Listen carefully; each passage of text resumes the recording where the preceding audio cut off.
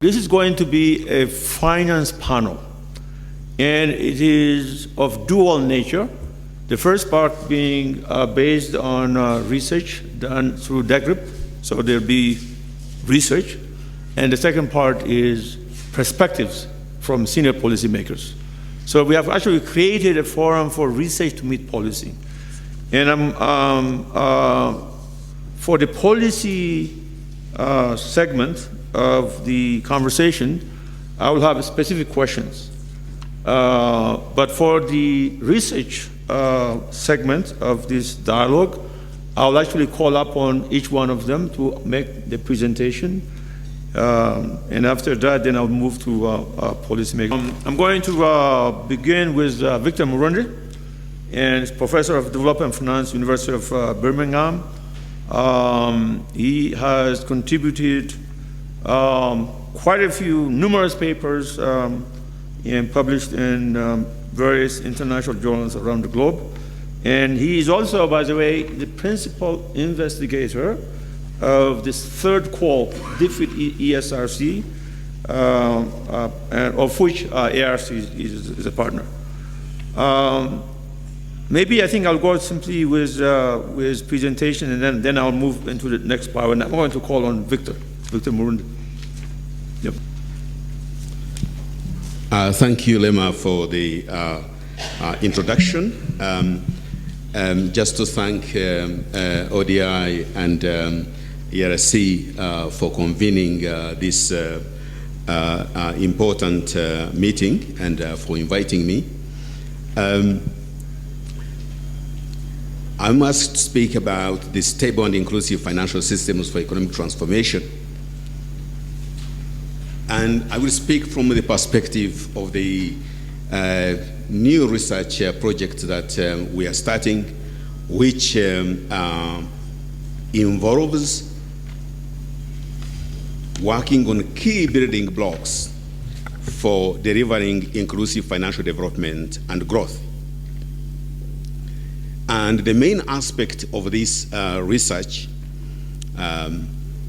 is basically to identify workable policies which would help to make financial sector an effective instrument in promoting financial inclusion and sustained growth, specifically in Africa, but also for creating an environment for transitioning these economies to middle income status.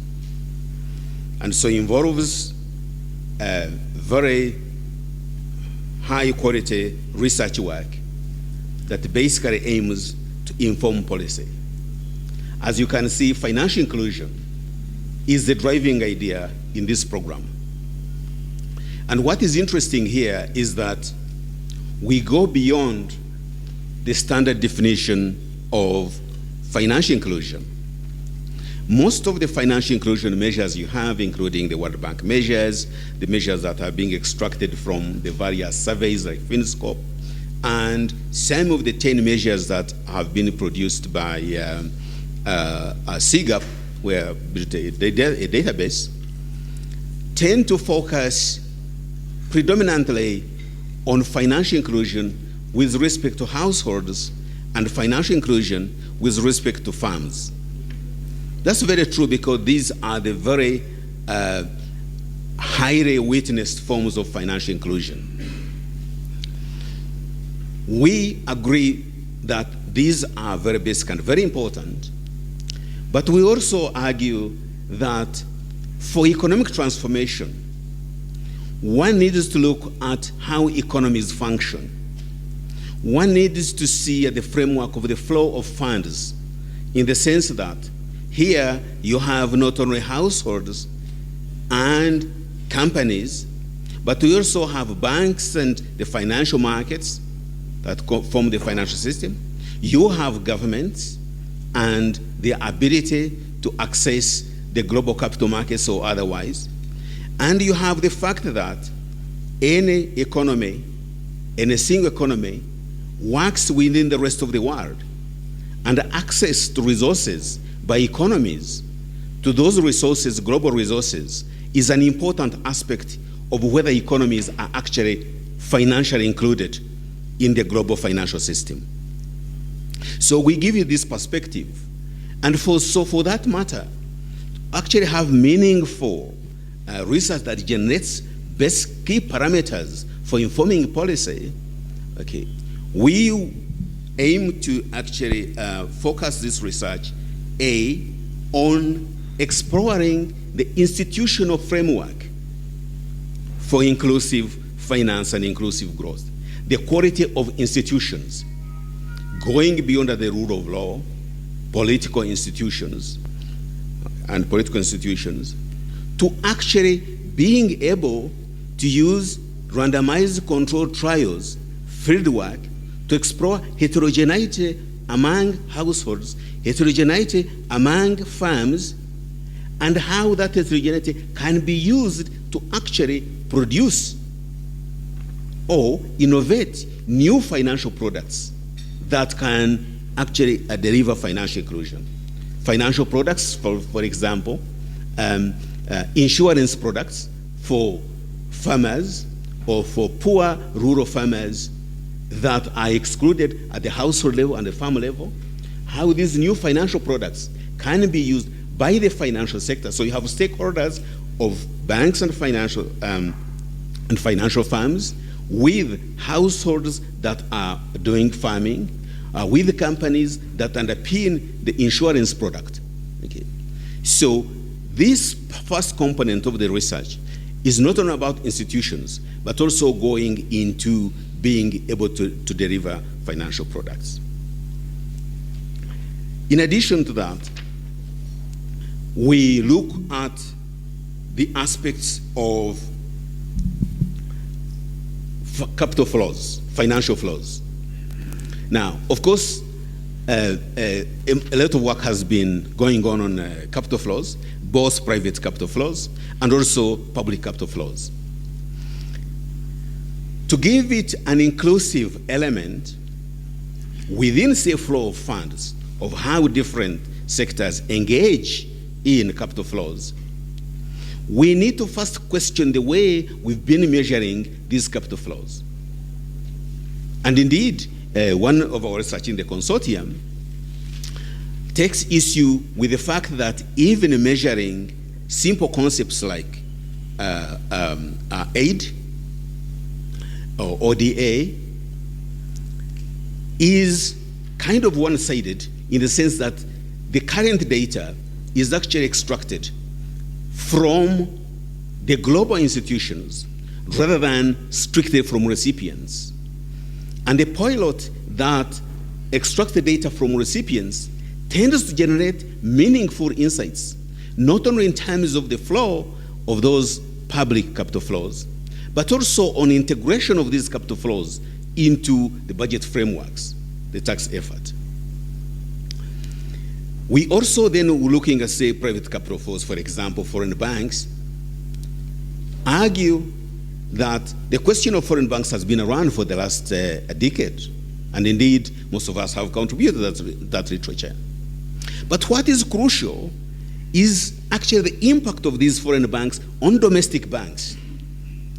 And then the action of domestic banks on delivering financial inclusion, on being able to actually cater for households and companies that are excluded.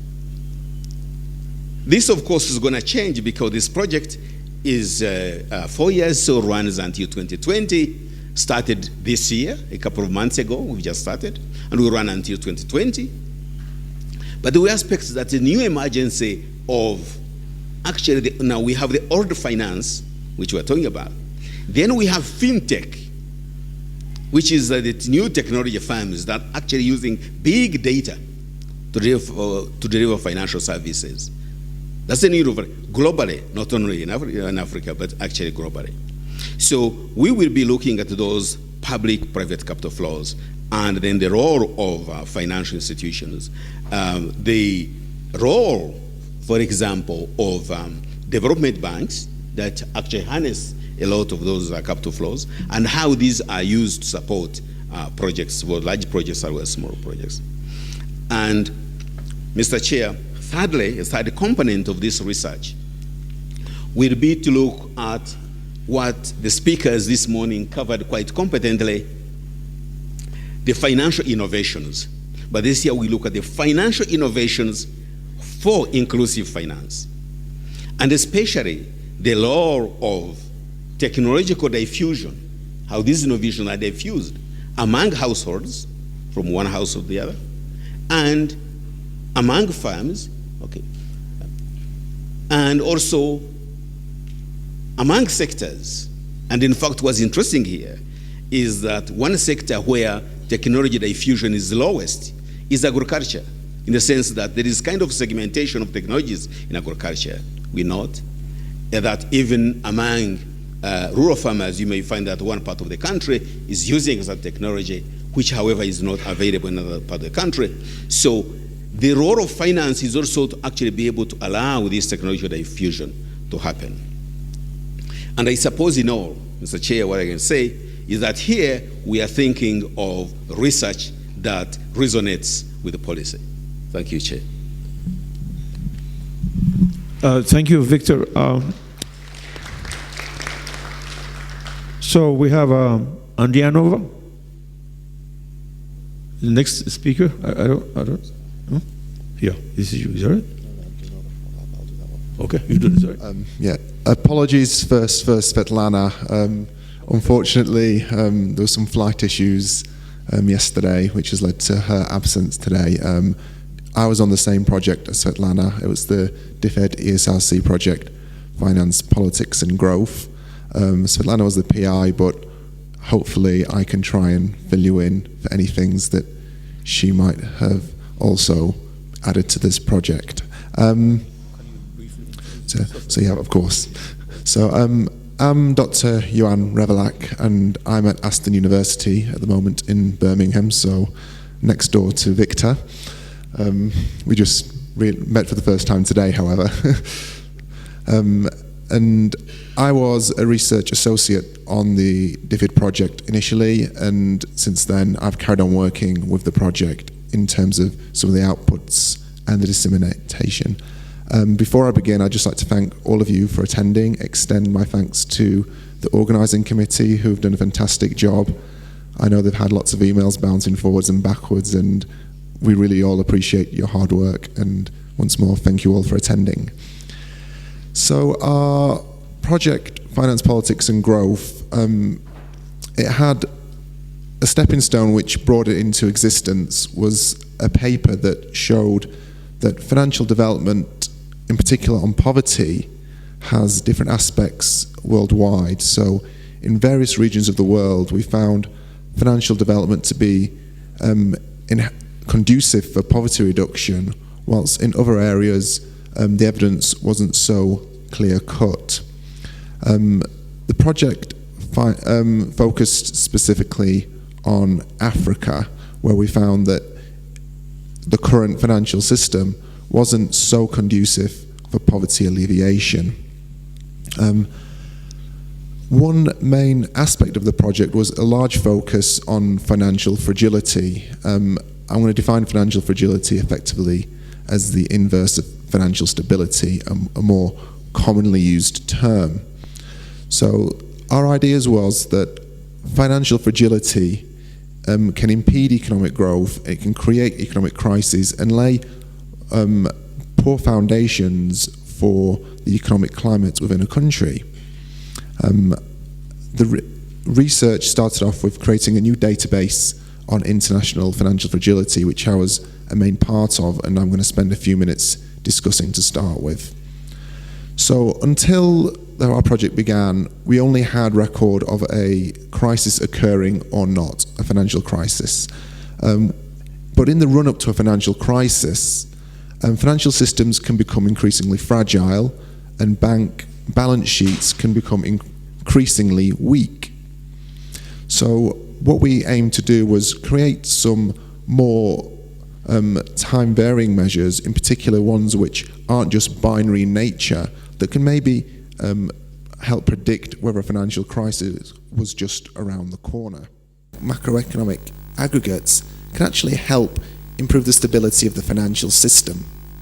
I'm focusing exclusively on the formal sector here, and I'm going to bring in M-Pesa and informal sectors shortly. So our results actually find that if you can get more poor individuals or individuals on the left tail of distribution of income, parts of the financial sector, then the stability of the financial sector can be improved by two different ways. First, we find that the ratio of bad loans actually falls relative to total loans. And you may say that the poor individuals are high risk. However, our research actually shows that lending to the poor can be profitable for financial institutions. Moreover, they allow banks to actually diversify, in particular in low-income countries. The second thing we found is that poor individuals actually just want a means to save effectively and have somewhere safe to store their deposits. I'm a keen supporter of McKinnon's conduit effect of 73, I believe, saying that the poor, even if the financial system can't offer a ways to access credit, it can offer a profitable means to save for poor individuals. And by including the poor into the formal financial sector, this actually provides the financial system with a stable and cheap form of deposit base, which they can then use for profitable opportunities in future, and also can help their financial system. Now, previously, the Deputy Governor of the Bank of Kenya made a very valid point, actually, about institutions and land rights. Of course, we have found also in our research, in particular in Africa, that whilst money is mobilized in low-income countries' banks as balance sheets, this is not actually effectively being mobilized for profitable investment.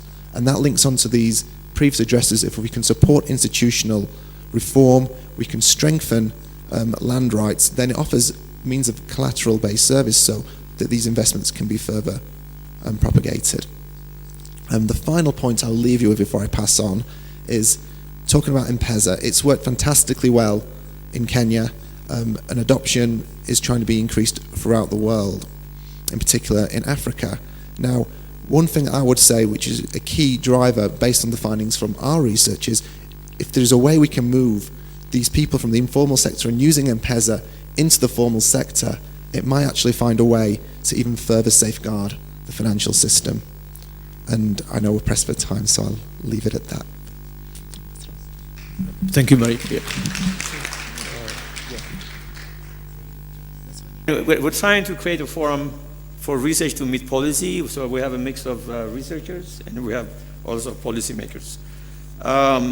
So the one issue that is actually coming up is the trade-off between stability, financial stability, and financial inclusion.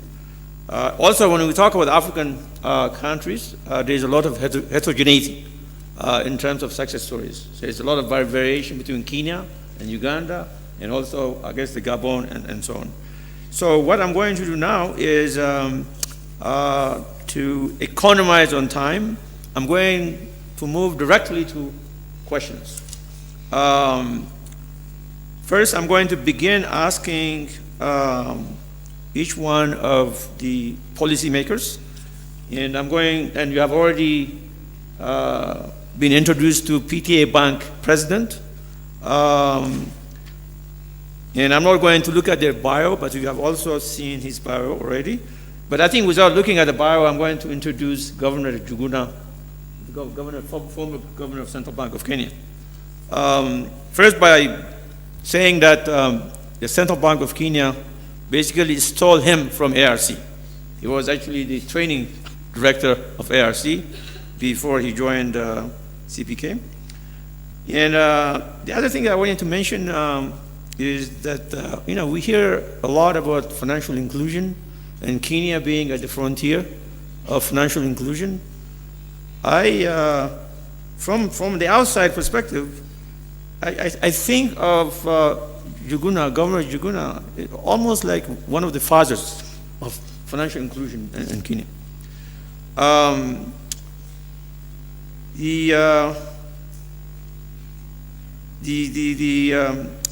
The other thing I wanted to mention is that he has an incredible endurance. And I've been, as I mentioned earlier, in 3 years in Kenya, Pretty difficult and challenging terrain. And then he ended up surviving 2 terms. I don't know if that's been the case in the past, but he was able to serve 2 full terms as the governor of the Central Bank of Kenya. Now, Keith Jeffries, we used to be deputy governor of Bank of Botswana. He's also one of our distinguished alumni. In fact, actually, Keith, by the way, you were my mentoree in Group C. Right? And he then ventured out of Bank of Botswana into the private sector, and he's heading up a private sector outfit. So he's going to bring both policy and private sector perspective to this panel. But I'm going to begin with a question to the 3 of you, the Admasu, Keith Jeffries, and Juguna. Basically, I want you to kind of really, like in 1 minute reaction, I want you to react to what you heard from these 2 researchers. Just briefly, like a second. Begin with Admasu.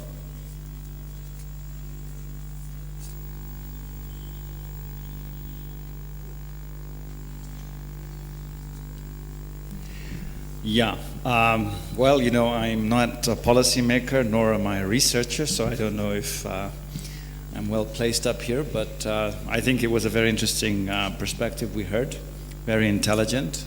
I think there's a lot of issues that came out in some of the remarks by the colleagues, especially around entering markets, standards changing, norms changing, and the behavior of local banks beginning to change. I think practically I see that quite a bit. It does have implications, I think, for inclusive banking and also for being more developmental in that sense.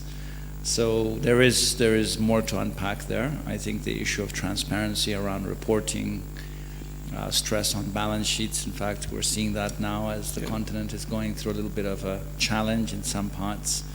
So yeah, I mean, I think everything that's been said resonates with me. I think the reality on the ground, of course, is applying some of these risks that are being highlighted in the practice of day-to-day banking.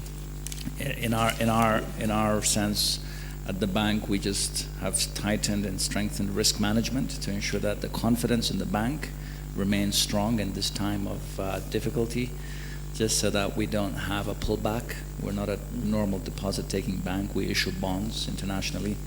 So we've been very careful in terms of ensuring we're very prudent and careful, I guess. Yeah. Thank you. Governor. Thank you, Rama, and I'm very happy to be here. I feel at home to be in AERC. Thank you also for recognizing that I served for 2 terms as governor of the Central Bank of Kenya. And that law was created in 1982, but nobody has ever finished 2 terms, but I don't know why. That's another political game. Historic. Yeah. But also, you know, my friend Yansana talked about me for a long time, but you see, he's one of those people, and so I'm very, very happy to see most of my former colleagues here. So I'm very happy to be invited by the ERC. Last year and to the beginning of, maybe to the middle of this year, I was a visiting fellow of practice in Oxford, especially Bravatnik School of Government. But I have since left. I decided to try and do some resting, but I haven't managed to do some resting because even when I try to rest, Lemma calls me and I have to do some thinking, some work, so I haven't rested. But I'm no longer in University of Oxford. But anyway, that's a correction. Now, I was asked to say, to react to the researchers, but I want to make just 3 points. First, I want to talk about certainty. Markets rely on certainty, long-term certainty. And of course, when you have policy reversals, you get this problem that then obviously the development in the market is going to be very, very difficult. I think some of the words that were mentioned by the Deputy Governor from Central Bank of Kenya, Shira, whom I have worked with for a long time, resonates with what I have always said whenever I was in the governor, or whenever I was the governor. The most important thing is that markets require stability. Financial markets, if they are shocks along the way, we are going to find that certainty is destroyed. We have talked about even managing booms and busts, even in the real sector. And the whole thing is, when there are booms, we forget the economic diversification that we wanted to take out. When there is bust, we start blaming ourselves for not diversifying the economy. So you can see it's an institutional failure problem. So we have to go back and reform the institutions. And I think that's what even Victor was talking about. Right now, this is the region, the Horn of Africa. We are prone to drought, and right now we are facing one. I've seen pictures in TVs and all that. But this is also the time you find that we don't even have food buffers. Then all of a sudden what happens is that my friends in the central banks in this region are going to suffer because the supply side is going to push domestic prices, and that's a supply side problem, and you don't have instruments from monetary policy point of view to manage those. The second point I want to mention, the issue of financial inclusion and how it endogenously develops itself and supports major transformations in the market. And of course, everybody talks about M-Pesa in Kenya. One of the things is to understand where M-Pesa started and where it is now, because that is what we actually forget. It started with just simple transfers, money transfer, P2P, person to person, person to business and all that. Then payments of goods and services, then virtual banking, they created savings accounts, virtual savings accounts, and now we have credit supply. And finally, we are now doing cross-border and even international remittances. You can see that it's an endogenous development. The second thing is to understand within that endogenous development where financial access points, and Shira mentioned this, surveys have shown that financial access points have increased within 5 kilometers. Then what happens in the financial sector? What happens? How do we transform that financial system? First is to understand that farms and even smallholder farmers, and we are going to talk about agriculture in the afternoon, have financial services at their doorstep. We have shown, and I think, is it 3 days ago I saw a World Bank report showing that savings in Kenya have increased. That for me is very, very important, but have they transformed lives of Kenyans? So we rely on savings for what? First, we do know that there are savings investment cycles. And this microcredit, of course, there is also a problem that microcredit, the cost of credit. These microcredit, are they helping in terms of shortening the cycle of savings investment cycles? So finally, I want to say the transformation will take place, just like Professor Emma has said, once we see that people Kenyans are building, accumulating capital to help them escape cycles of poverty and help them maybe climb up the ladder. Let's create wealth. But we also have to find out what happens to shocks. Now, I've watched the Kenyan data, especially the savings data, and my biggest problem for us to talk about inclusive finance, which is going to lead to inclusive growth, then obviously the economic growth must be vibrant enough to provide a supply of investment opportunities. Because once you don't have investment opportunities, then obviously those savings are likely to go into consumption smoothing, not to investment. And I remember there was some presentation 3 weeks ago when Kenya Central Bank was turning 50, and I know some people, there were presentations, for example, Tavanit Suli was showing that when there are exogenous shocks, what happens? Those with savings, of course, will manage to smooth out consumption. Those without savings, of course, will dip in terms of their assets. So we have to ask ourselves, what will lead to this transformation? One is certainty. Two, the economy must be vibrant enough to provide us with opportunities, or infinite number of opportunities that are going to turn those savings into investments. That's why Tavanit Suri in her conclusion said that we need a fintech to disrupt the whole process so that can take up those micro savings into huge investments with high returns. And we know about the investment in these countries like ours, smallholders, individuals.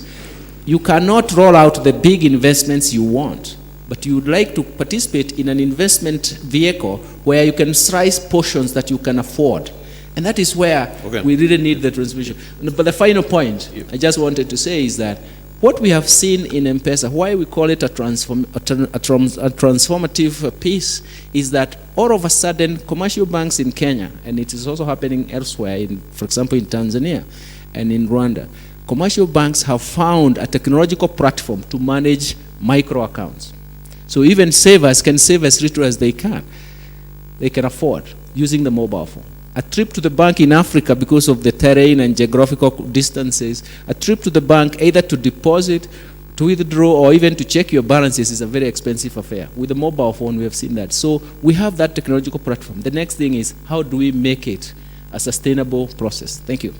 Thank you, Governor. I think with Kit Jeffers, I'm going to ask a specific question. Because I think this issue of stability came up.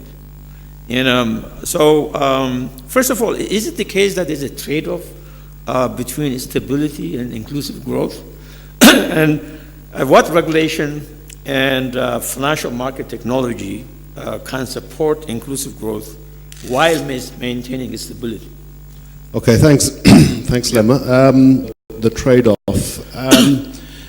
I think in principle, yes, there is a trade-off to some extent. I mean, those of us who've worked in the regulatory field or researched in that area, very familiar with something called the regulator's dilemma, whereby the bank regulator or the financial sector regulator has to balance managing risks in the financial system while not discouraging innovation. And I think we're all aware that the process of extending financial inclusion is very much driven by innovation in the financial sector. And of course, innovation means something new is happening, and that introduces new risks, possibly, into the financial system, but I think more importantly, it introduces risks that the regulators don't understand well. So an excessively conservative approach by the regulators, because they're being faced with risks they're not familiar with and technology they're not familiar with, it can lead to a regulatory response that may suppress innovation and inhibit financial inclusion. But I don't think that's necessarily the case. But I do think that a lot of the innovation is coming from this fintech and new technical changes. And so there's a question: is that fintech? Is it reducing risks? Is it providing new means of managing risks?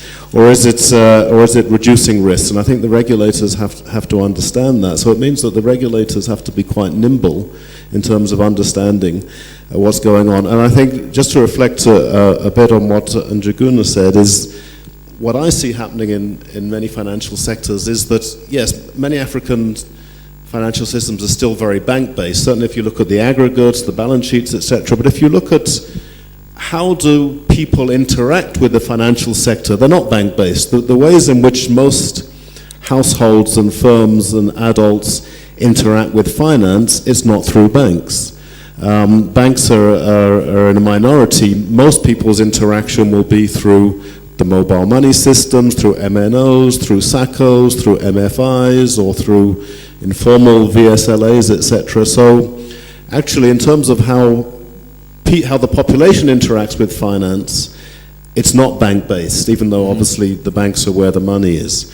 And I think that's an important change that we have to understand. And one of the things that's encouraging innovation, and I think has implications for risk management, is that these entities don't operate in silos. More and more there are linkages between banks and these other types of entities. So for instance, on the micro loans, the money might be provided by the banks, but the interaction with the customer is through the mobile money system.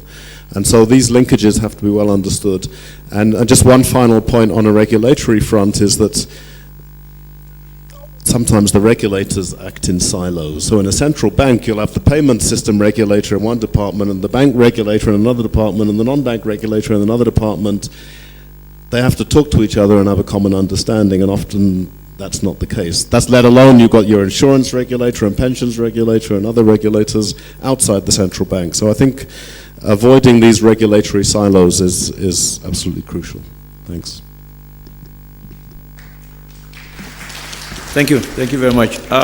you started on regulation. I kind of hate going back to governor to so I was worried that you may end up spending too much time there.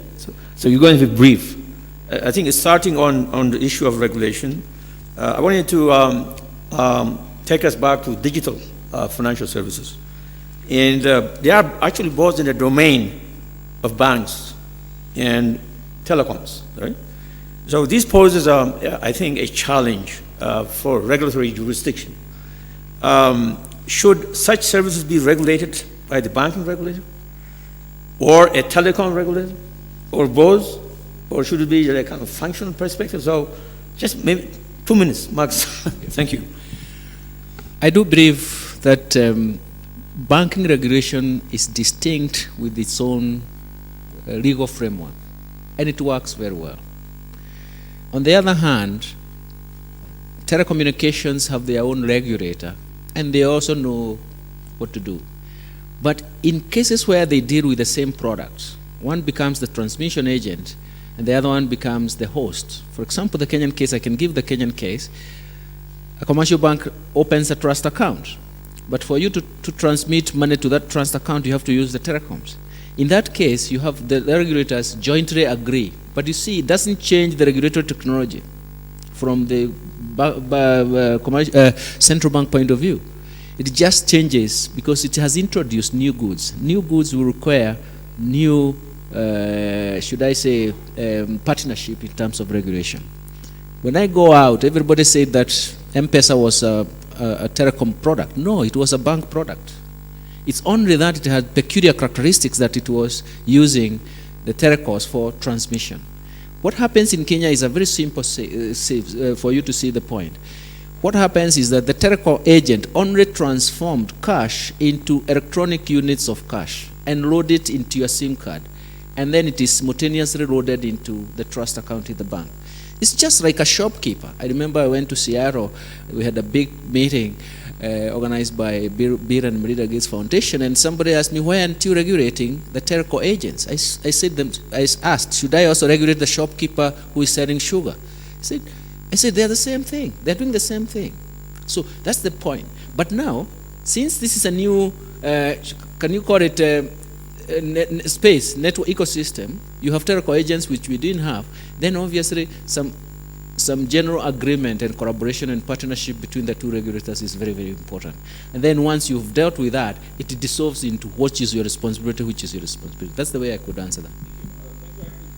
For being brief and to the point, I wanted to alert the audience that I'll be coming back to you in a few minutes because this is going to be an interactive dialogue.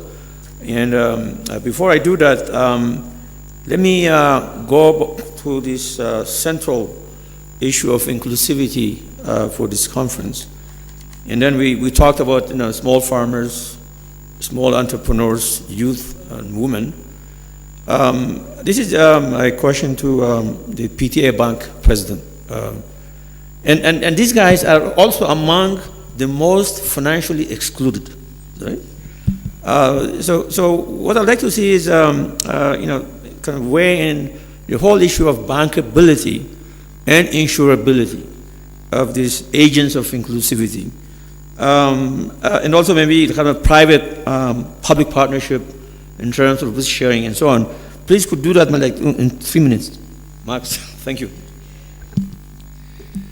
Yeah, you highlight very topical issues. There's always a lot of debate around how FIs can better reach these unserved segments.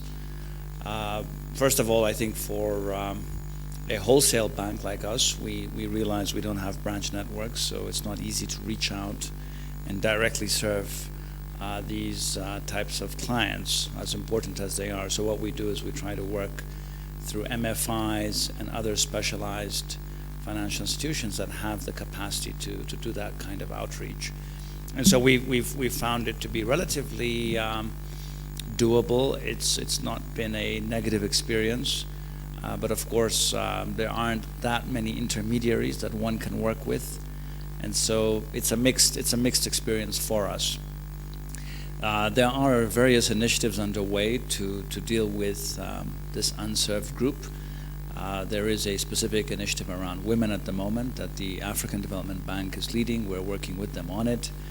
And again, it always involves working through specialized intermediaries. So I think in the end, commercial banks within countries and niche players have a much bigger contribution to make.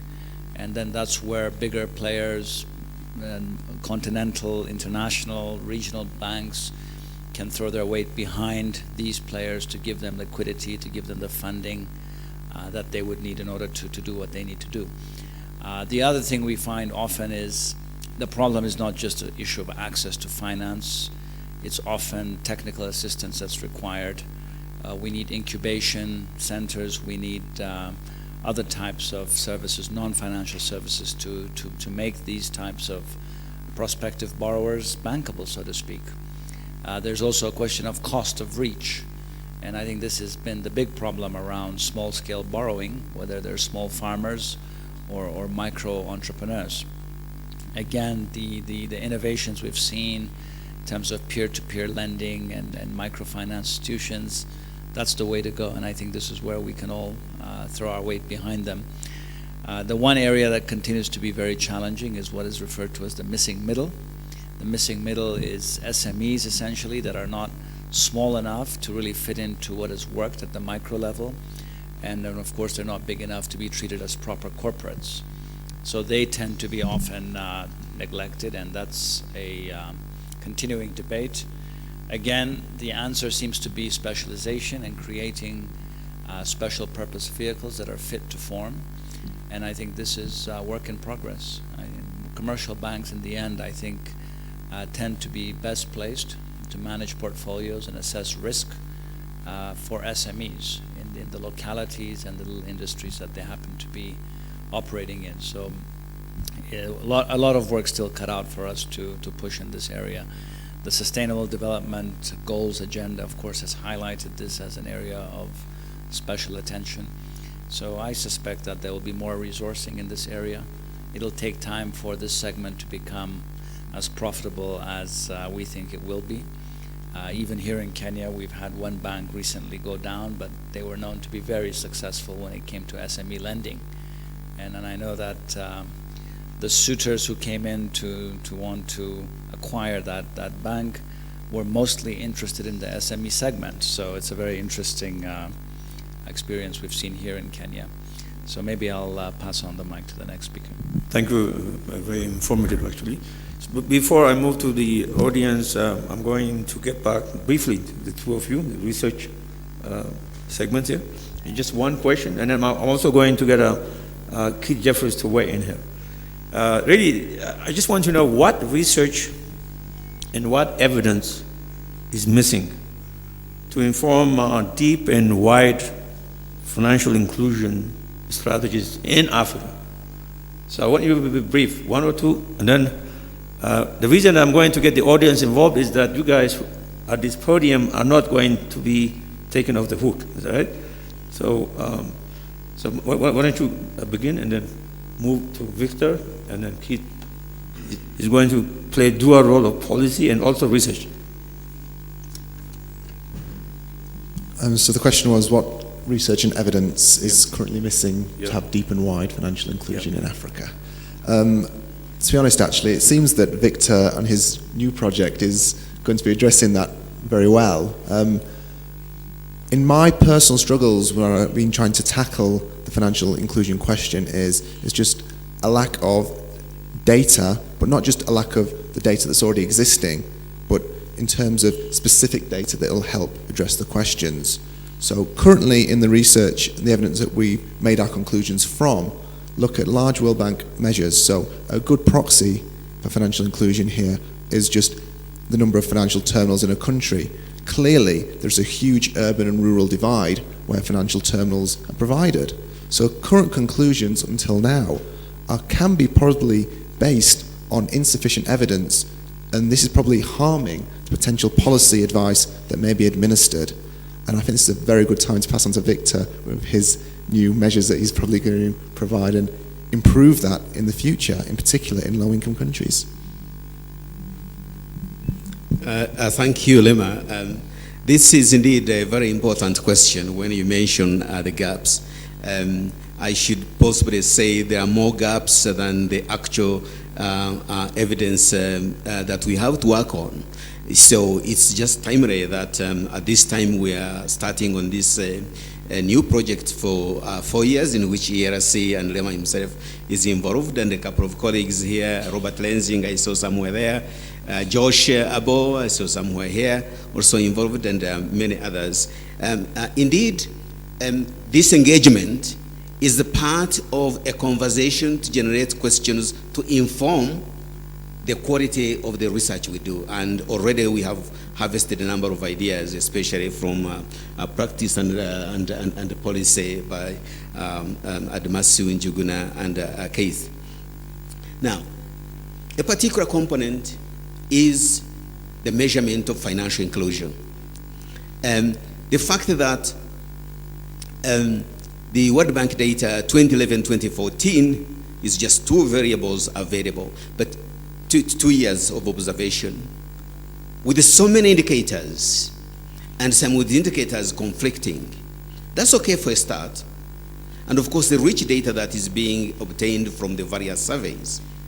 I think this is the time to interact with policy and practice to say which measures are actually relevant, can be fed into research, especially empirical research, in such a way that the outcomes are meaningful or resonates with the metrics that policymakers and practitioners want to inform. It could be on issues. I mean, for example, the PTA CEO mentioned bank opacity. That's a very important question of transparency and bank opacity.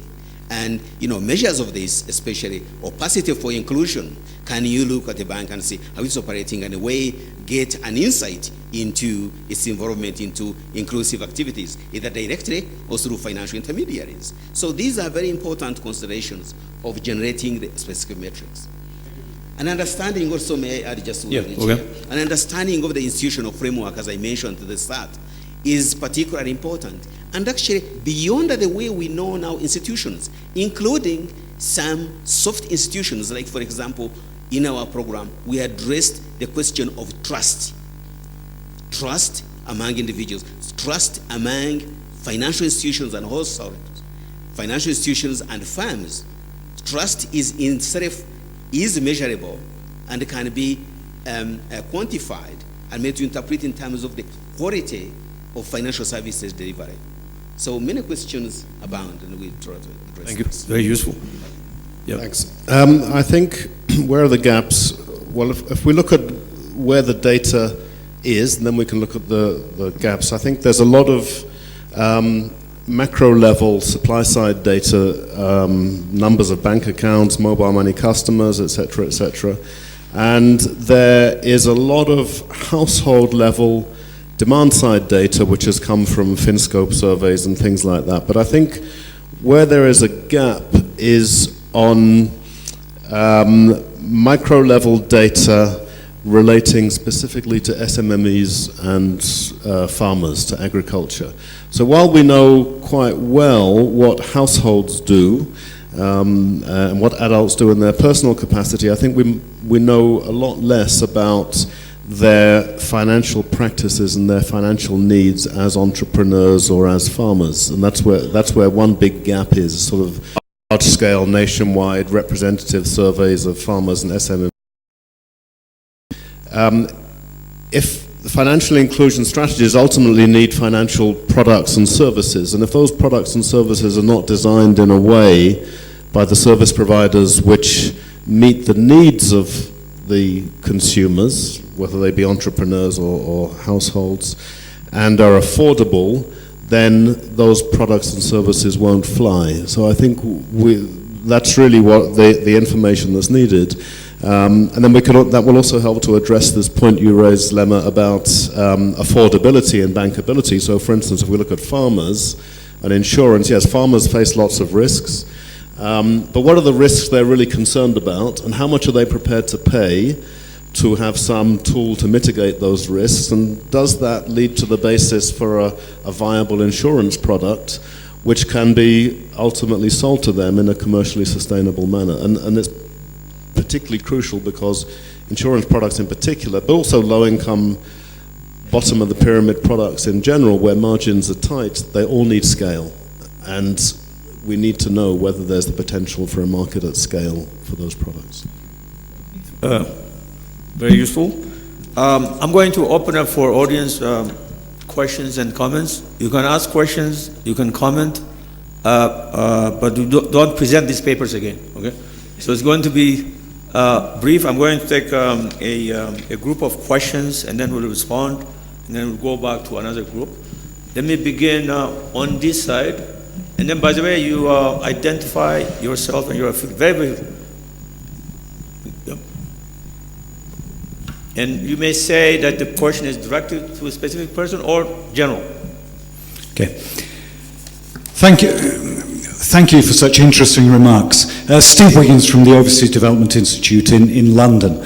The point you make about financial inclusion, when you bring in people on low incomes, getting large amounts of deposits from them, this is exactly the experience that India had in the 1970s and the 1980s, having nationalized most of the banks and pushing those banks out into their rural branches. And when we did research on this in Tamil Nadu in the early 1980s, all of those bank balances of the rural branches were massively weighted in favor of deposits, with very few loans being made.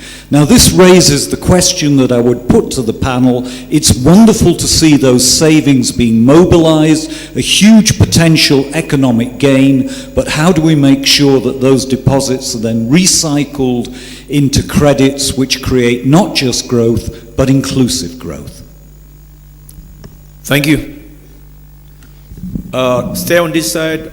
Way back, please. Okay, thank you very much. My name is Ngerishoni Kiara from University of Nairobi. And I speak both as a researcher and also with a bit of experience on policy. Now, I think the issue was raised here about how the research is being carried out, and especially who is carrying out that research. Often we in the research field tend to do research without involving the practitioners, the banks and other institutions which are very much involved in it. And sometimes you can make very erroneous conclusions because we have not actually consulted the institutions. And sometimes the institutions are ahead of the researchers. If you look at the Kenyan case, telecommunication and some of the other institutions have been way ahead of the researchers. And therefore, how do you bridge that gap? Because sometimes we are doing research after something has already been identified and possibly has gone quite far. M-Pesa, for instance, went very far before the academics started getting very much into it, recognizing the importance of it. And also the other issue is, from a regulatory point of view, you could have fairly conservative officials in regulation, and they can stifle very key innovations. I think we were lucky that Professor here, Njogona Ndongo, was able to be very accommodative on some of the issues that came out from financial sectors and what have you. He was able to mediate between different interests, and therefore key innovations were allowed to move forward. And I think that is a key area of the research that needs to be done, especially in incorporating all the key stakeholders. Because I think we basically work in different compartments and sometimes come up with recommendations which don't make sense, or we are very much behind. I think we need to see how that gap can be reduced. Please, I kind of request you guys to be brief, and also just one question. Then there's a last question from this side. Please. Thank you, Chair. Nelson Owire from Kenyatta University. A very brief question about finance of laws in Africa, and especially the illicit finance of laws and how they inform financial inclusion in Africa? Thank you. Thank you very much. I think I'll probably keep on doing this, but I want to see some kind of gender diversity, right? So, questions from women from this row.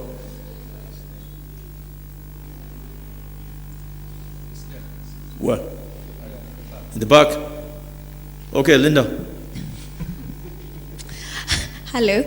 Well, my name is Linda, and I run MFAM. So part of what we do in our organization is to have a product team.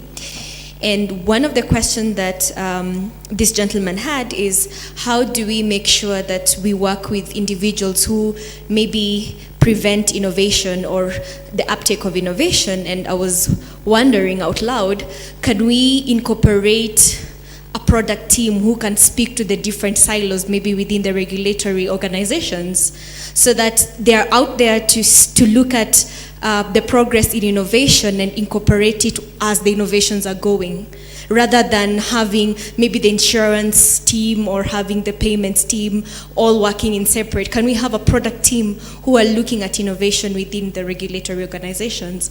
I believe that will be useful. Okay, on this segment, any woman? I'll go around. Yes, please, Elizabeth.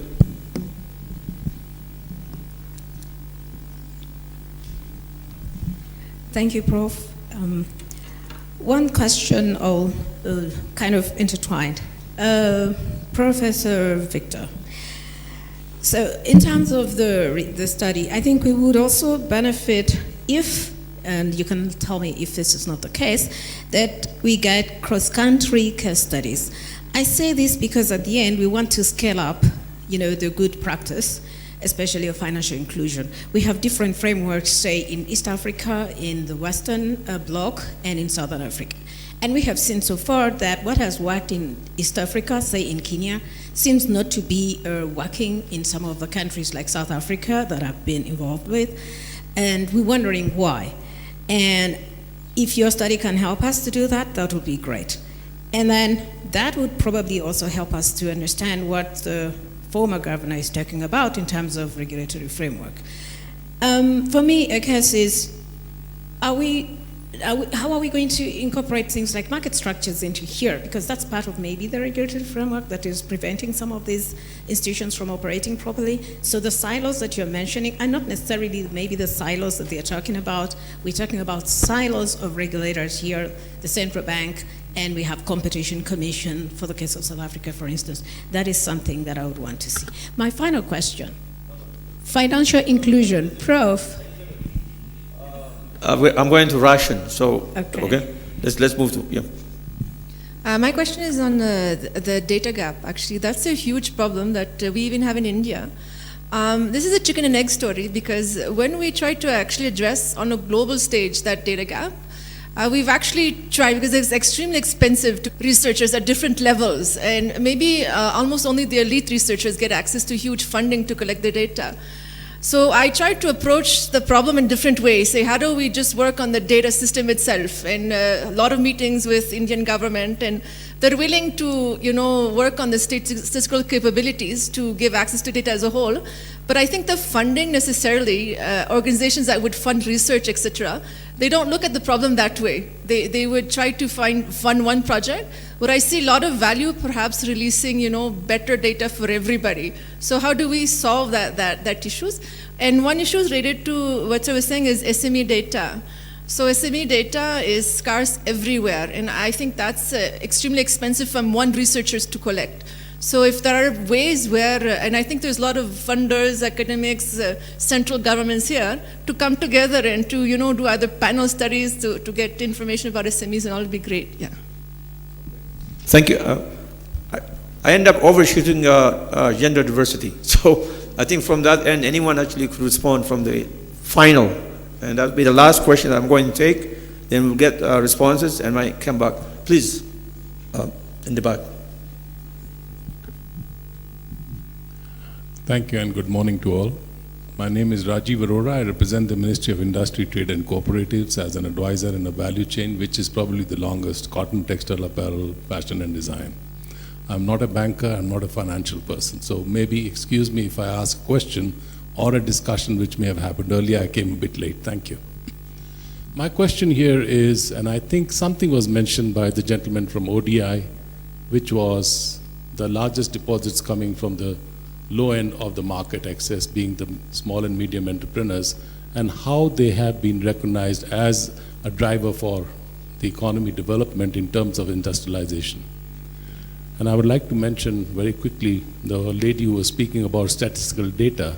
We just launched last week a data on MSMEs for Kenya, and I can just say that we have 4 million MSMEs in Kenya, and only about 1.7 million are registered.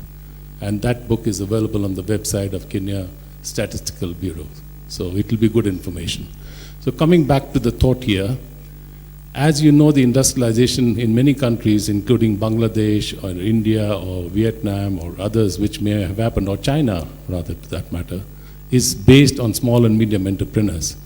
And our biggest challenge in Africa is to get industrialization. Where are we recognizing those small and medium entrepreneurs with a product which is available either in the commercial side of the banking or in some sort of a support institutional, like a fund or like in terms of microfinancing, with a cost which is bearable in the return of whatever they are doing. So I am having this challenge from my perspective in the value chain, that the growth could have been substantial in the last 10 years. But we see a meager growth of maybe 2 or 3% on that sector, or maybe even less than that. So I think it's time that we should engage a bit more on that side and see and understand how that can be evolved as an investment development for the sector for industrializing the countries in Africa. Thank you.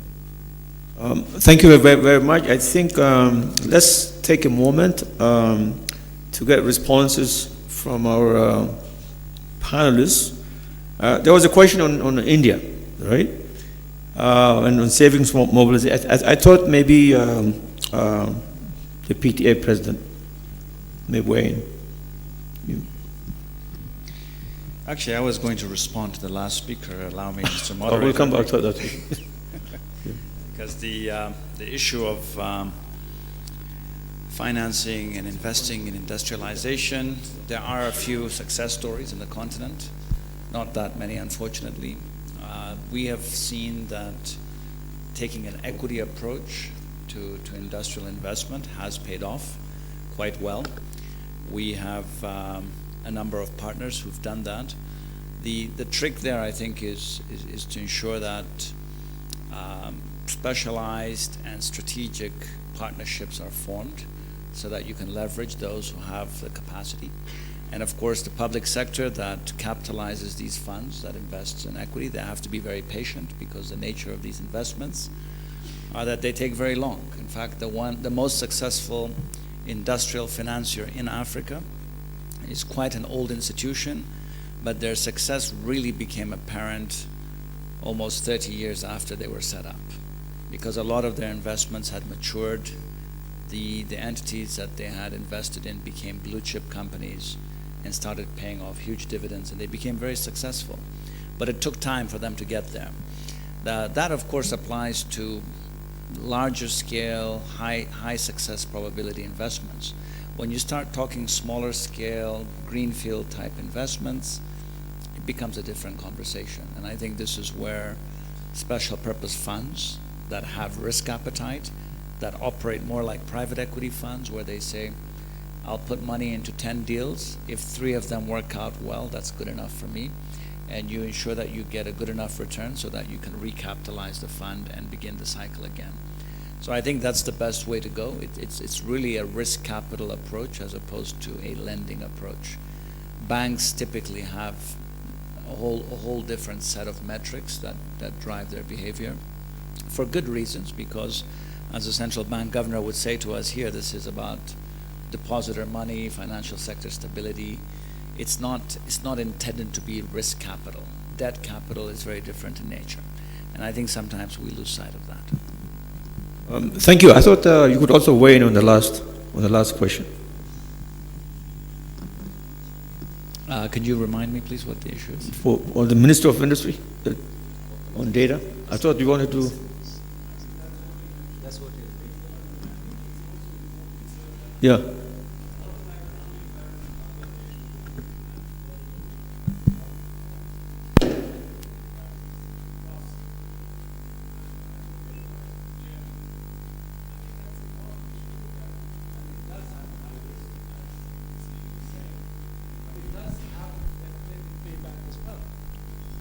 The kind of model we are today looking to evolve the countries in Africa.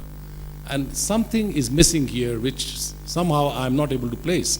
That most of the commercial banks have a desk for MSMEs, but the person or sitting, the officer there, he doesn't really know how to relate. And he starts with the question, how much deposit can you put first before I can lend you? And that's where the conversation leads to a zero. So my thinking is there something like a special purpose bank, as you said, or a vehicle under PPP partnership to be set up, which I'm not the person to really come out with that thinking. But I think we can only evolve and grow in Africa if we can come out with a out-of-the-box thinking, the conventional thinking of making money. Thank you. Well, maybe just to highlight... That's actually more of a comment, is that right? Yeah. Well, it is a fascinating topic because clearly the Grameen Bank model and microfinance in general is often regarded as being the most significant innovation in development over the past 30, 40 years, no question. The only problem is microfinance tends to deal with a very specific segment of credit demand. It doesn't deal with SMEs, for instance, generally. It doesn't deal with industrial type projects. It doesn't deal with risk capital requirements. It's lending, it's small scale, it's often for social purposes. It's a very different model. And of course, it has been successful in terms of not requiring collateral, but you can do that when it's community-based and you have social networks that ensure success. That has been actually rolled out in Africa. There's a lot of microfinance now in Africa working quite well. So it's not a case of this not happening in the continent. I think the bigger issues that I've referred to earlier on is the whole question of small businesses, SMEs. That is a segment that is still not getting the kind of attention that it needs. And the truth is it's risky. And you need proper assessment. I mean, capital is not there just to be made available based on demand, right? That's just the nature of it.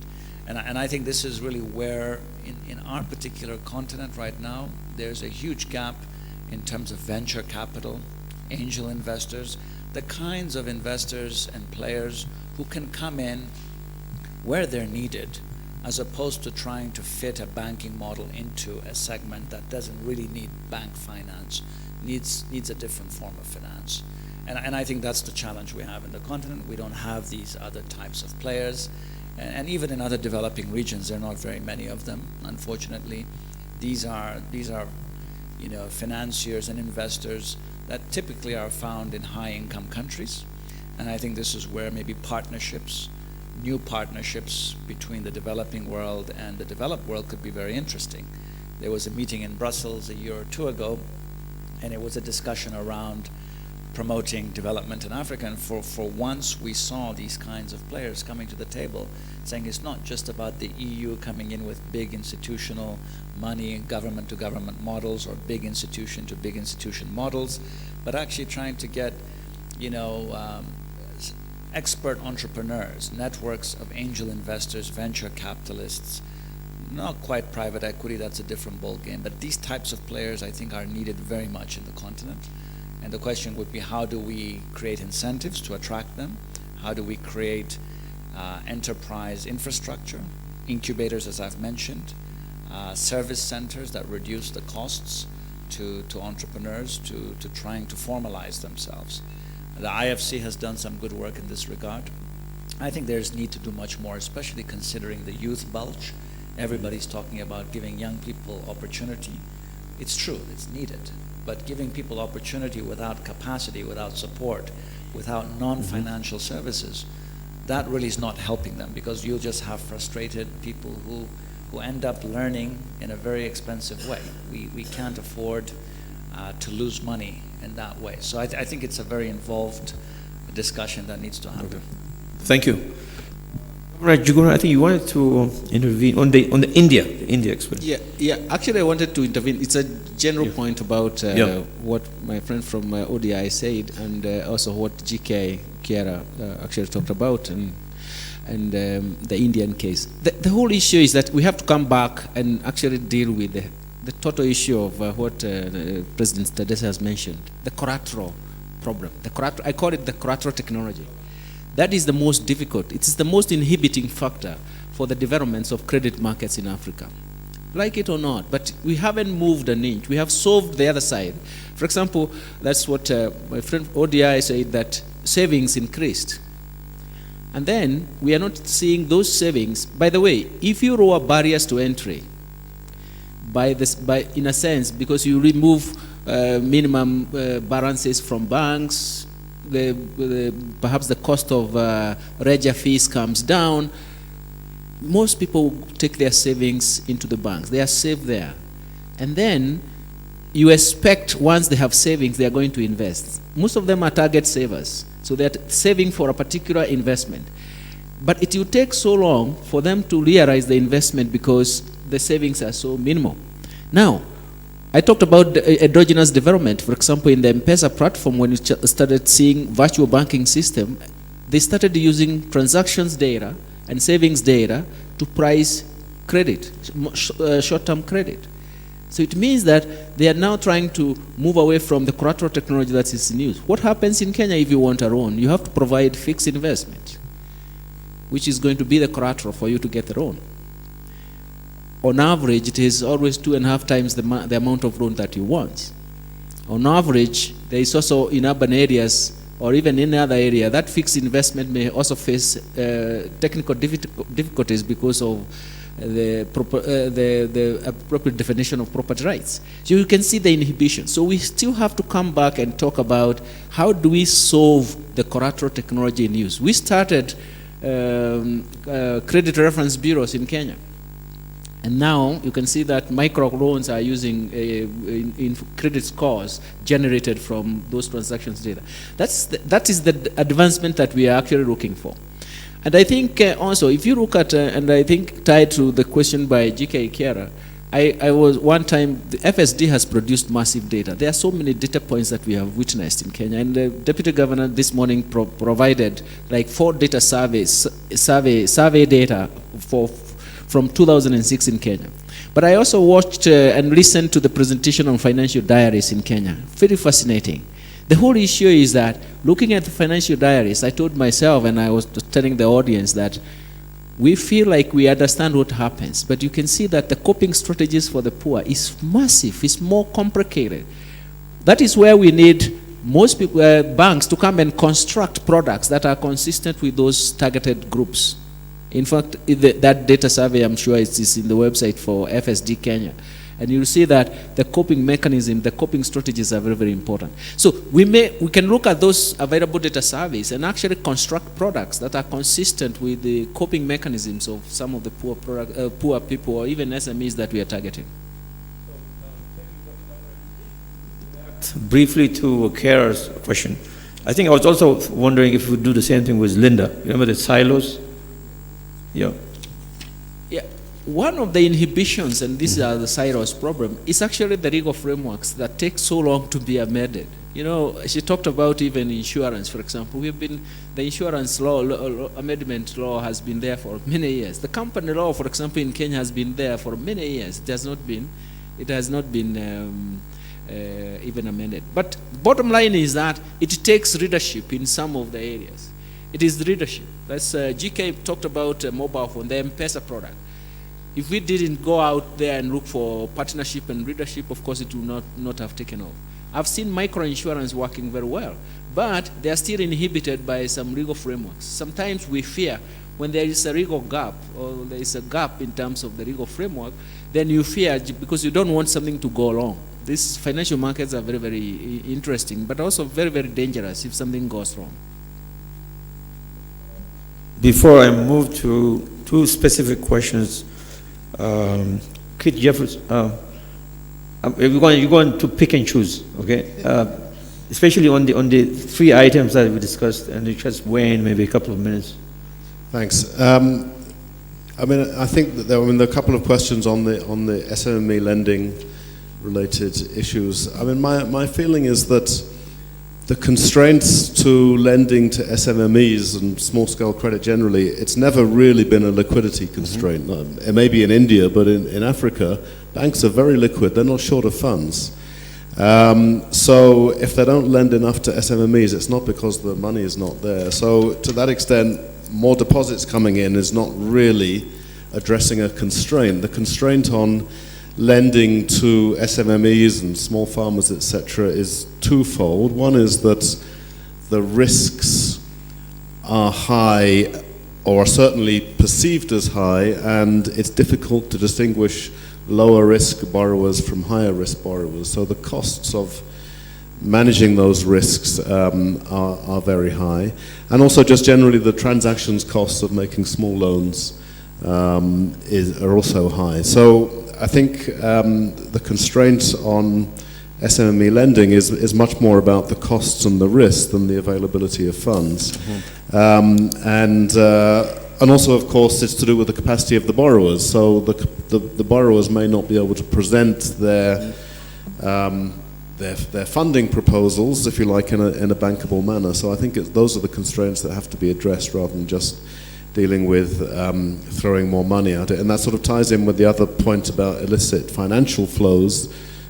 There's a problem around illicit financial flows, but I'm not sure that that's a barrier to financial inclusion. The barriers to financial inclusion arise elsewhere. And then I think, as the governor said, finding other ways of making credit available which are not based on collateral is essential.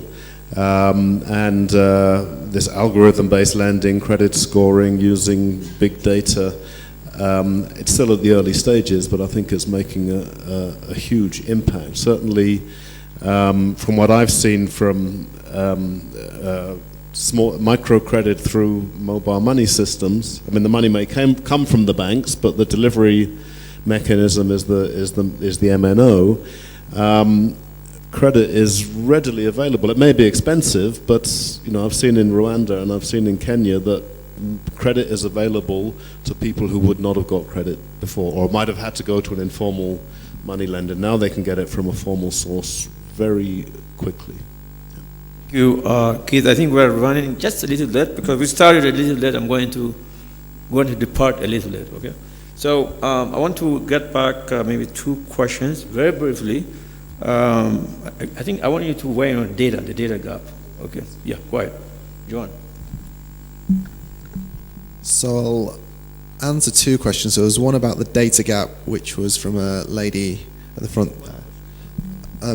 But it also ties in as well with the practitioners aspect. So it's question 2. So it does both, one answer for both effectively. So obviously data is very expensive to get hold of. And as soon as we got informed of a source of 4 million SMEs, both me and Victor here as researchers were writing that down as quickly as possible to try and get his hands on it. But it also, I think, to try and improve this is to maybe forge links outside academia itself. So there was a question over there saying, why are you not speaking to practitioners when you're engaging into your research? Now, I think there's an idea, and not to make this a marketing pitch for the university I'm currently working at, is that we're trying to focus stronger links with industry ourselves. And I think it's these kind of collaborative partnerships that will assist in both understanding and getting more valid information that's required and consulting on the correct data, so you're not actually wasting any money collecting incorrect data, but also you could try and find some actual help and additional funding and sources to collect the data that you require. So it's a double-edged sword there, that you're stripping away the unnecessary facts by collecting the correct data and also having some assistance in attaining it as well. Victor, there was a question from Elizabeth on cross-country. Yeah, just briefly. Yeah. Thanks, Chair. This is a very important question. Cross-country studies are very important because they highlight some very common elements in terms of obstacles, but also in terms of policy opportunities. However, it's necessary to be able to have some country-specific, or indeed an aspect of getting closer to understanding of these structures. And this is why we have the question of institutions as being one element behind cross-country variations. And here we are taking a broader view of institutions. Actually, 5 aspects you can put each on your finger: the government efficiency, differences across, say, Africa, regulatory quality across Africa, rule of law across the continent, political stability across the continent, and fifthly, voice and accountability. Those are the aspects that actually will explain the differences. But Chair, there is a very important aspect that I want to mention here about SMEs and the fact that you may find banks who say can only take deposits, can only give a loan after taking deposits. Actually, in this research we are planning, we are trying to actually turn this upside down. For example, the work that Robert Lenzing here, Francesca, and myself are trying to do is on innovating new financial products. For example, insurance. We are not going to assume that poor cocoa farmers in Ghana will pay premiums before they can afford the insurance. We turn it around in the sense that you can actually have insurance even when you don't have the first premium to pay. And that's different. Okay, thank you. I think closure, unfortunately. I can see that there's a latent demand, a huge latent demand for comments and suggestions. We don't have the time. And there will be, I want to alert you that there will be other sessions, and some of the issues may actually come up in other sessions as well. One thing that I wanted to emphasize is that through this research meeting policy dialogue, we're also trying to get a sense of ownership of our research by our policy stakeholders. For that to happen, it has to begin with the inception. And for instance, for a DEGRP program that AERC and Victor are working on, we actually launched this at our senior policy seminar here in Nairobi. And the other thing is that we resist, at least in the AERC framework, the temptation of going with specific recommendations and then asking governors to adopt. In fact, in most cases, they may not adopt. The question, really what we should be doing is we should be working on the idea of creating a forum so that they own, and through this dialogue, they become more informed policymakers and decision makers based on rigor and evidence. So I think with that, I'm going to conclude, and I've been advised, I think that there's